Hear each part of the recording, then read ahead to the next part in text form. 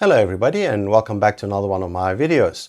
Today I'll be talking about the Ocean Reef Neptune III full face mask. A while ago Duncan, the owner of Orca Industries, one of Cape Town's oldest dive shops, came to our club, Fallsby Underwater Club, to give us an overview of the Neptune III.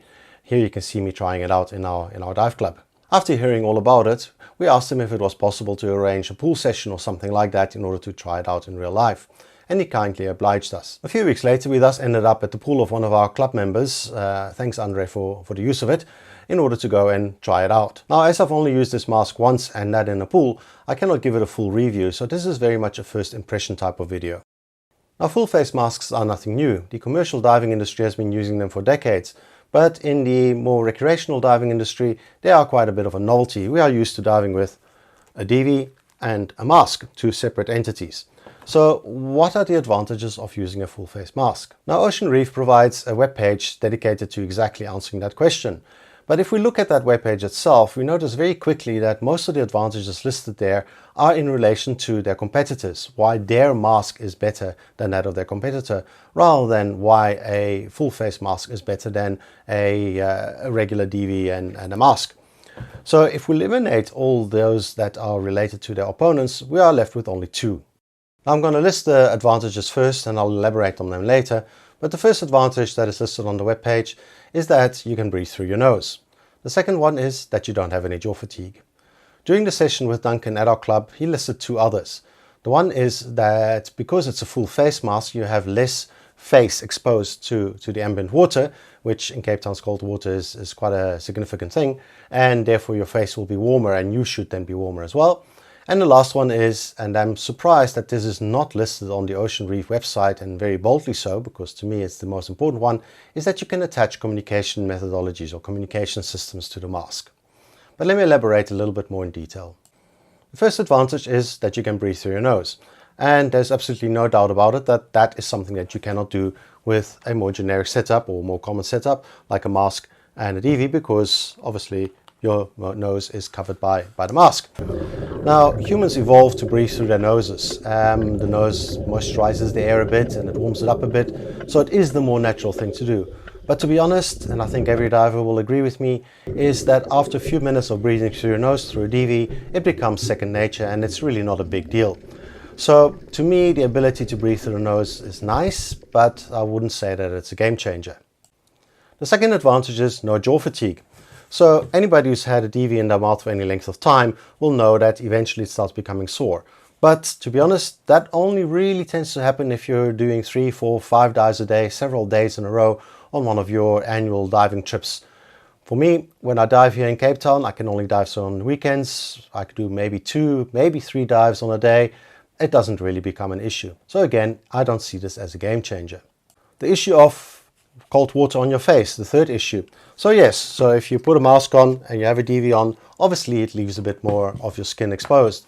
But to be honest, I've never found that really much of an issue. In Cape Town in summer, the water can get down to below 10 degrees Celsius, which is cold, and we do lose a lot of our heat through our face and through our head. But to be honest, I've never come out of the water thinking, I wish I had more cover on my face in order for it to be warmer. Now, some people who get colder quicker than I do, for them it might make a difference, but for me personally it's not a big deal. It's not something I've ever thought about. So again, I wouldn't say that that is much of a game changer. The last one is, as I mentioned, in my opinion, the big one, the ability to add a communication system to it, or comms. And that really is something that you cannot ever really do with one of these setups. I've seen people try, I've seen ideas that come and go, but nothing ever really remains for any length of time. So having the ability to have communications underwater is something that only full face masks can provide. Now, to be honest, most of the time when I go diving, I quite enjoy the solitude and not having to listen to a buddy talk to me all the time. But there have been instances where the ability to communicate to a buddy would have been rather useful. I've had arguments with my buddy as to where we should be going, kind of stuff, and that argument was only really resolved by eventually going to the surface and one of us saying to the other, "Told you so, it's that direction." The other advantage, of course, is that you can do things like what Barney Dillistone does with his fantastic videos taken in Bali, where he's underwater and he's talking your way through something interesting. And given that I've been doing all these review videos, to me that would be a nice thing to do. Instead of sitting here in my little study and my makeshift studio, talking to you about it, it would be nice to give you my impressions underwater. So to me, that has the great potential of being an absolute game changer over a more standard setup. But enough of the theory, let's go and see what my impressions were when I actually tried it out next to the pool. So the first thing is putting it on. There are a lot more straps than you have with this kind of setup, and obviously it takes a bit of practice and a bit of guidance by Duncan to find out exactly where the strap must go and what you must check for in order for it to sit against your face. Compared to a mask like this, where you have a relatively little small ceiling area, with a full face mask it really goes around your whole mask, so it has to fit quite nice and tight. But once you get the hang of that, it's actually quite straightforward. Taking it off was really easy. So the model, the Neptune III, comes in a variety of spec levels, as it were, and the one that we used had some of the higher specs, and then included a little strap around the chin, where all you had to do to take the mask off was to grab that strap and just yank it upwards, and off the mask would come. Very well designed methodology, and it worked really well.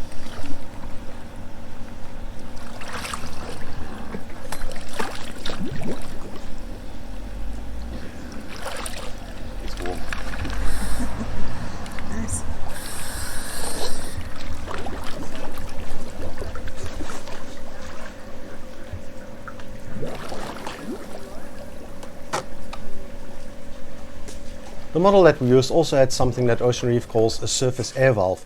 It's on the side of your face, and it's a valve that you can open and close, but even if it's open, once you go underwater it automatically closes.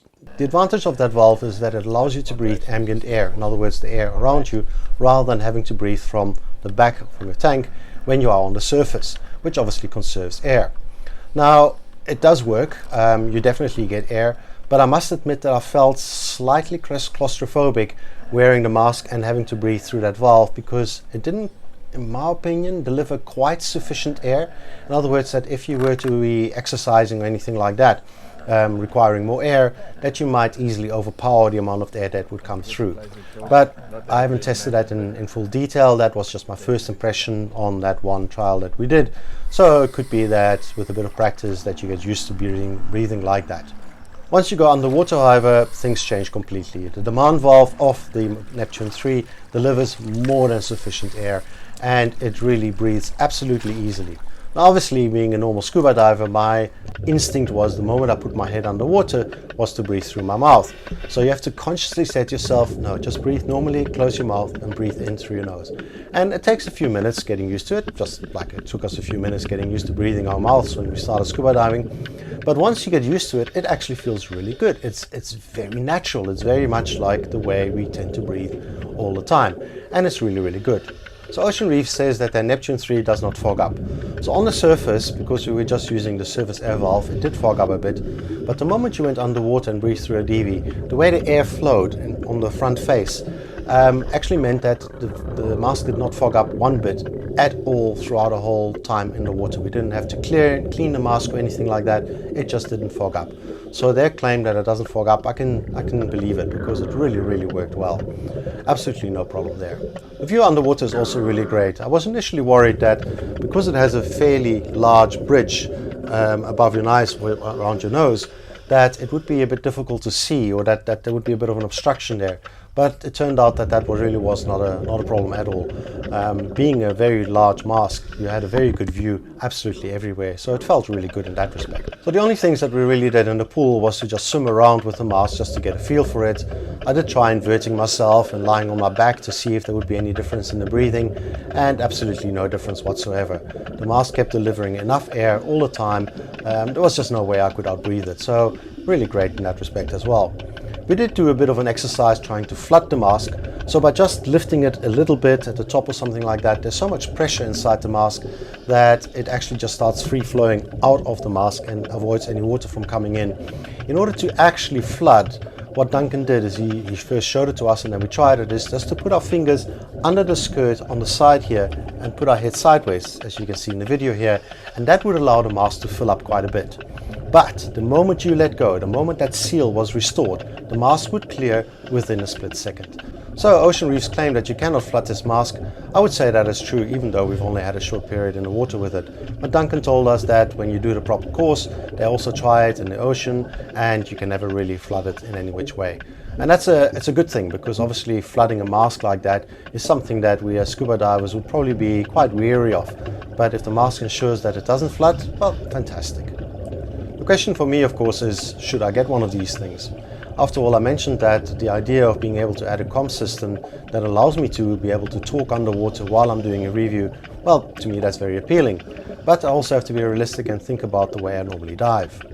So most of my dives are shore dives, where I kit up next to the side of the road where my car is, take a short stroll down to the water's edge, and then normally swim out 50 meters, 100 meters, 150 meters in order to get to the better dive sites.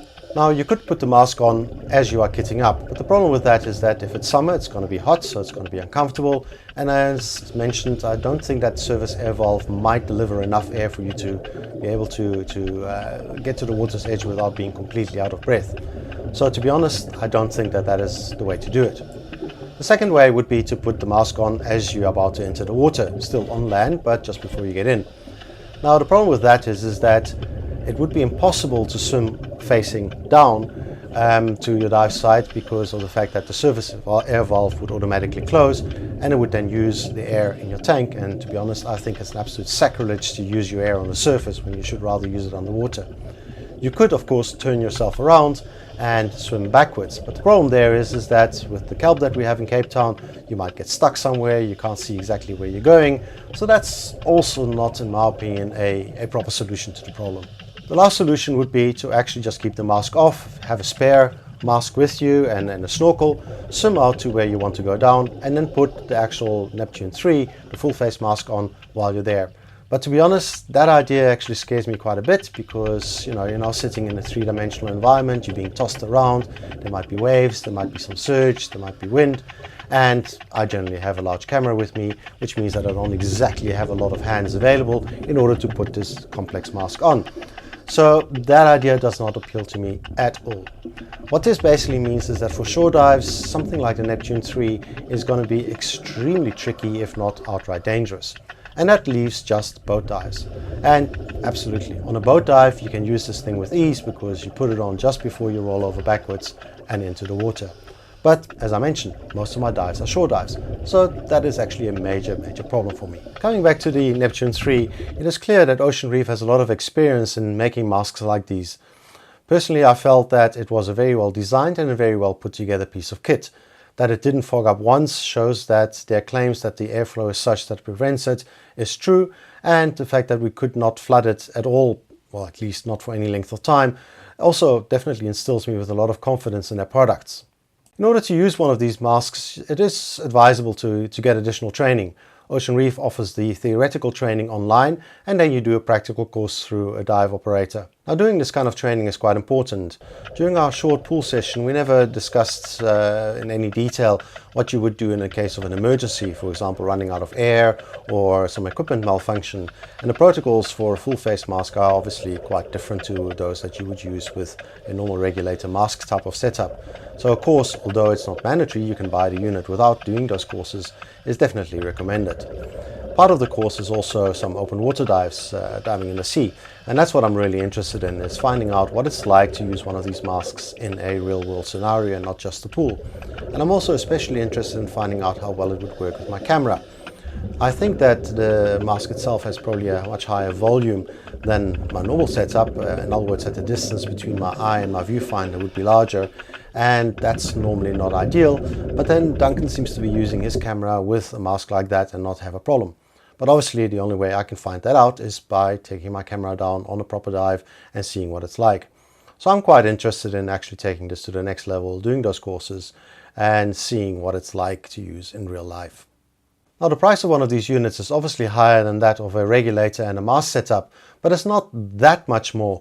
In other words, it's still within the realm of what a recreational diver might be willing to spend.